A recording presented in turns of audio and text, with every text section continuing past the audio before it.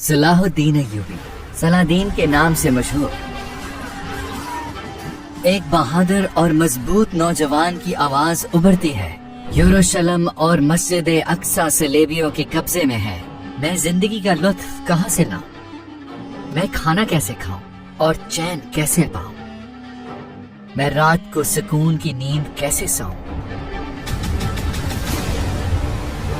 تیار ہو جائیں، ہم ایک ایسی کہانی شیئر کرنے والے ہیں جو ہم سب میں نیا جذبہ جگا دے گی۔ ایک سچے اسلامی ہیرو، مسجد اقصی کے محافظ، خادم الحرمین، یروشلم کے فاتح، الملک ابو المظفر صلاح الدین ایوبی کی کہانی۔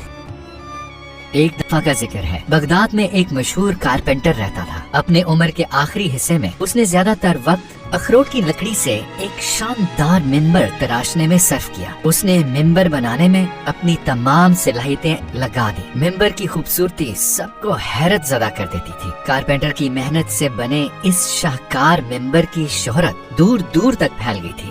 جب بھی کوئی بغداد آتا تو وہ کارپینٹر کو تلاش کرتا اور اس کے پاس آ کر کہتا، یہ ممبر ہمیں بیچ دو تاکہ ہم اسے اپنی مسجد میں لگائیں، مگر اس کا جواب ہمیشہ ایک ہی ہوتا، اس ممبر کی منزل مسجد اقصی ہے۔ اس زمانے میں یروشلم صلیبیوں کے قبضے میں تھا۔ صلیبیوں کو پوپ اور یورپ کی مسلسل سپورٹ حاصل تھی۔ سلجوقی سلطنت ختم ہو چکی تھی۔ اناطولیہ اور میسوپوٹیمیا کئی چھوٹی اسلامی ریاستوں میں بٹ گئی تھی اور وہ آپس میں مسلسل جھگڑتی رہتی تھی۔ مصر میں باطنیہ فاطمی فرقہ بن گیا تھا جس نے مسلمانوں کو اندر سے کمزور کر دیا تھا۔ ان چیلنجز کے باعث یروشلم واپس لینا مسلمانوں کے لیے صرف ایک خواب تھا، ایسا خواب جو حقیقت سے بہت دور تھا۔ اس کے باوجود کارپینٹر پورے اعتماد کے ساتھ سب کو یہی جواب دیتا رہا، مجھے یہی کام آتا ہے، میں کاریگر ہوں، میں ممبر تراشتا ہوں۔ کاش کسی دن کوئی بہادر مسلمان اٹھے اور یروشلم آزاد کروائے تو یہ ممبر اپنی اصل جگہ پہنچ جائے۔ اس ممبر کی شہرت تقریباً ہر شہر میں پہنچ گئی تھی۔ جب لوگوں میں اس کی بے مثال خوبصورتی کی باتیں ہونے لگی تو 7 یا 8 سال کے ایک چھوٹے بچے نے بھی یہ داستان سنی۔ وہ چھوٹا لڑکا صلاح الدین ایوبی تھا۔ ممبر کی داستان سنتے ہی ایک عزم اس کے ذہن میں ہمیشہ کے لیے نقش ہو گیا، یروشلم عیسائیوں سے واپس لینا ہے اور ممبر اس کی اصل جگہ پہنچانا ہے۔ عراقی شہر تکریت میں پیدا ہونے والے صلاح الدین ایوبی کے والد کردش اور والدہ ترکش تھی۔ فوجی ٹریننگ میں دلچسپی کے باوجود انہوں نے پہلے دینی تعلیم کو ترجیح دی۔ انہوں نے لاجک، فلسفی، سوسیولوجی، فقہ، تاریخ، آرٹس اور سائنسز کے مضامین میں بھرپور علم حاصل کیا۔ صلاح الدین نے اپنی تعلیم دمشق کے حدیث یونیورسٹی میں حاصل کی۔ مسلمان انہیں ایک مثالی سلطان سمجھتے تھے، جبکہ صلیبی انہیں ایک سچے اسلامی ہیرو کی نظر سے دیکھتے تھے۔ مشرقی اور مغربی دونوں تاریخ دانوں نے اپنی کتابوں میں ان کی تعریف کی ہے اور سب نے متفقہ طور پر انہیں ایک نیک، رحم دل، خوش باش، باہمت اور بہادر جنگجو بیان کیا ہے۔ جب اس باکمال شخص کی عمر 26 سال ہوئی تو انہوں نے اپنے چچا شیرکو کے ساتھ ریاست میں کئی ذمہ داریاں سنبھال لی۔ صلاح الدین جیسے جیسے بڑے ہوئے، یروشلم کی فتح کے لیے تقدیر ان کا راستہ بناتی گئی۔ آپ پوچھ سکتے ہیں کہ کیسے؟ زنگی ریاست کے سلطان نور الدین زنگی نے اپنے زیر حکومت تمام ترکش ریاستوں کو متحد کیا اور ایک جزوی اسلامی اتحاد قائم کر کے صلیبیوں سے کئی شہروں کو کامیابی سے واپس لے لیا۔ جب مصر کی فاطمی ریاست کو بحران کا سامنا تھا تب یروشلم کے صلیبیوں نے اپنا اثر و رسوخ مڈل ایسٹ میں پھیلانے کی کوشش کی۔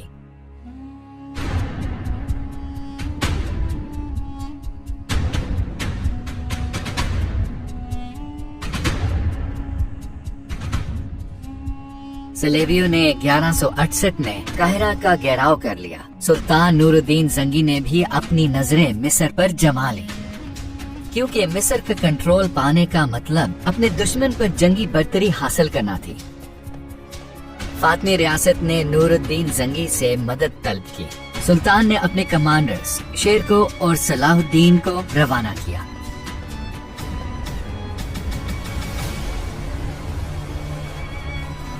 اور شیرکو نے پورے مصر کو صلیبیوں سے پاک کر دیا۔ ان کامیابیوں کے باعث شیرکو کو مصر کا وزیر مقرر کر دیا گیا، لیکن عہدہ سنبھالنے کے کچھ ہی عرصے بعد ان کی وفات ہو گئی۔ چچا کی وفات کے بعد صلاح الدین ایوبی مصر کے وزیر اور مصر میں سلطان نور الدین زنگی کی فوج کے کمانڈر بھی بنے۔ 31 سال کی عمر میں انہوں نے ریاست کے ولی اور مصر کے وزیر کے یہ دونوں اہم عہدے ایک ساتھ نبھائے۔ صلاح الدین نے مصر کا کنٹرول پانے کے بعد اپنی اور ترکی کے خلاف مزاحمت کرنے والوں یعنی فاطمی اور ان کے ساتھ دینے والے صلیبیوں اور بازنطینیوں کا مقابلہ شروع کیا۔ مصر پر مکمل کنٹرول کے ساتھ انہوں نے فوج کو دوبارہ منظم کیا۔ اہل سنت کی حمایت میں کام کرتے ہوئے انہوں نے سنی مدرسے اور نئے ادارے قائم کیے۔ آہستہ آہستہ انہوں نے باطنیہ فاطمیوں کو بیوروکریسی سے نکال دیا۔ آخر کار 1171 میں نور الدین زنگی کے حکم پر انہوں نے باطنیہ فاطمی کی حکومت کو ختم کر دیا۔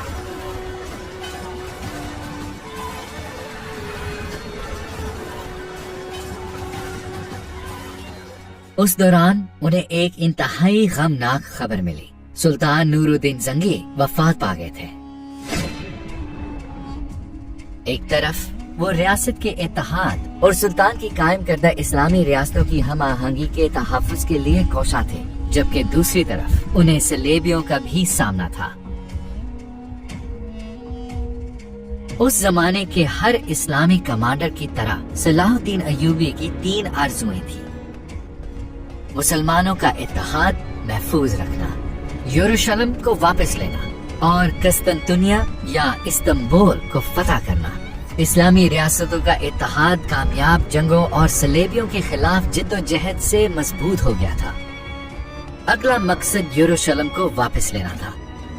قاضی بہاؤالدین ابن شداد یروشلم کے لیے صلاح الدین ایوبی کی محبت اور امنگ کو ان الفاظ میں بیان کرتے ہیں: یروشلم کے لیے ان کے غم اور دکھ کا بوجھ اتنا زیادہ تھا جسے پہاڑ بھی نہ اٹھا پاتے۔ یوں محسوس ہوتا جیسے کوئی ماں اپنے کھوئے ہوئے بچے کے لیے غم زدہ ہو۔ وہ اپنے گھوڑے پر سوار ہو کر نکلتے اور مسلمانوں کو یروشلم کی آزادی کی خاطر جہاد کے لیے بلاتے۔ وہ مجمع سے خطاب کرتے اور پکار کر کہتے: اے مسلمانوں، اسلام کی خاطر، اسلام کے لیے۔ غم کے آنسو ہمیشہ ان کی آنکھوں میں ہوتے، کیونکہ یروشلم صلیبیوں کے قبضے میں تھا۔ وہ کہا کرتے: جب تک یروشلم اور مسجد الاقصی صلیبیوں کے کنٹرول میں ہے، میں کیسے مسکراؤں، میں کیسے اطمینان پاؤں، اور میں کھانا کیسے کھاؤں، اور رات کو چین کی نیند کیسے سوؤں۔ صلاح الدین ایوبی یروشلم واپس لینے کے لیے پرعزم تھے، لیکن یروشلم فتح کرنے سے پہلے صورتحال کا بغور جائزہ لینا ضروری تھا۔ انہوں نے مہارت سے کئی غیر منظم فورسز کو جمع اور منظم کر کے طاقت کا توازن اپنے حق میں بدلا۔ ان کی بنیادی توجہ لاطینی صلیبی ریاستوں پر تھی۔ اس دوران یروشلم کا بادشاہ مر گیا اور گی آف لوسینیا اس کا جانشین بنا۔ صلاح الدین ایوبی نے قدم با قدم آگے بڑھنا شروع کیا۔ انہوں نے حلب پر قبضہ کرنے سے پہلے دیار بکر، اورفا، حیران، رقہ، کابور، نسیبین اور بہت سے شہروں کو فتح کیا۔ یہ تمام شہر یروشلم کے راستے پر جنگی اہمیت کے حامل تھے۔ سلطان نے سب سے پہلے تبریہ شہر کا گھیراؤ کیا۔ تبریہ کی جنگی اہمیت بہت زیادہ تھی۔ ان کا مقصد یروشلم کے بادشاہ اور ان کی فوجوں کو شمالی فلسطین میں تبریہ کے قریب حتین میں لانا تھا، کیونکہ انہوں نے میدان جنگ وہاں لے جانے کا منصوبہ بنایا تھا۔ حتین اپنے پانی کے کنوؤں کے لیے مشہور تھا۔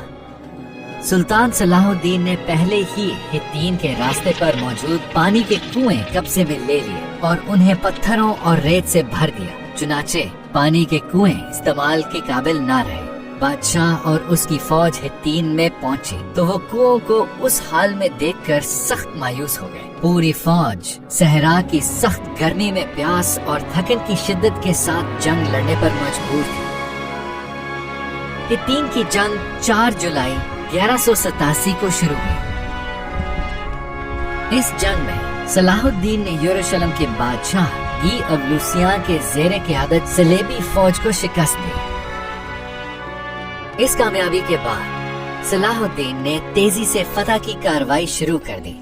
صلیبیوں کو ہونے والے شدید نقصان سے مسلمانوں کو تقریباً پوری یروشلم کی سلطنت پر کنٹرول حاصل ہو گیا۔ انہوں نے عکا، تبریہ، اسکلان، نابلس، رم اللہ اور غزہ سمیت بہت سے قلعے فتح کیے۔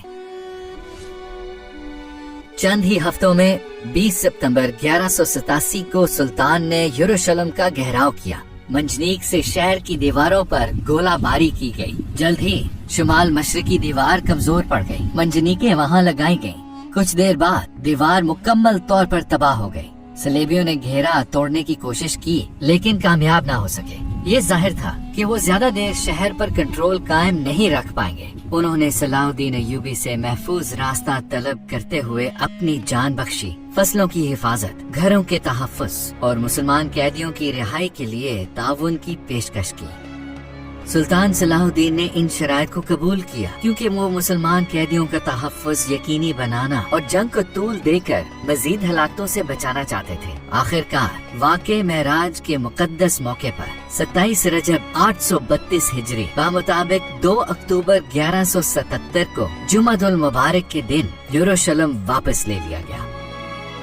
صلاح الدین ایوبی کی کامیابی صرف فوجی نظام تک محدود نہ رہی بلکہ ان کی کامیابی سے ایک منظم اور ترقی یافتہ ریاست کا سورج طلوع ہوا۔ ان کی قیادت میں بے شمار مدرسے، ہسپتال اور مسجدیں تعمیر ہوئیں۔ یہ اسلامی دنیا میں علم کے عروج کا زمانہ تھا۔ اس وقت کے علماء کو صلاح الدین ایوبی کے زیر کنٹرول علاقوں میں بلایا گیا۔ علماء کو اپنا تعاون پیش کرتے ہوئے انہوں نے شاندار علمی ترقی کی راہ ہموار کی۔ اس زمانے میں علماء اور طلباء نے کئی کتابیں لکھی۔ اپنی طرز حکومت کی بدولت وہ اپنے بعد آنے والے کئی حکمرانوں کے لیے روشنی کے مینار بنے۔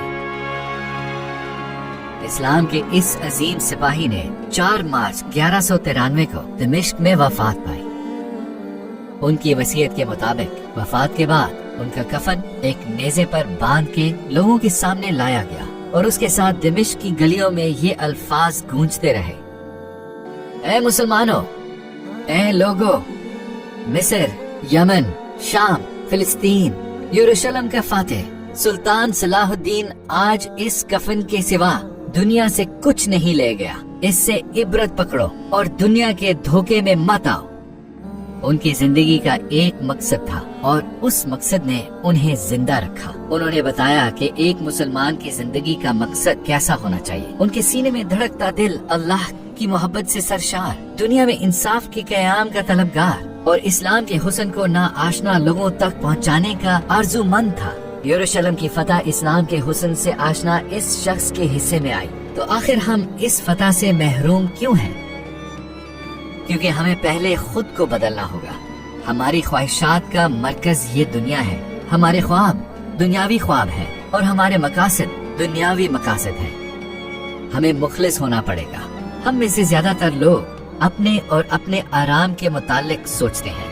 ہمیں اپنا جائزہ لینا ہوگا اور وہ دل پانا ہوگا جو اللہ کے لیے دھڑکے۔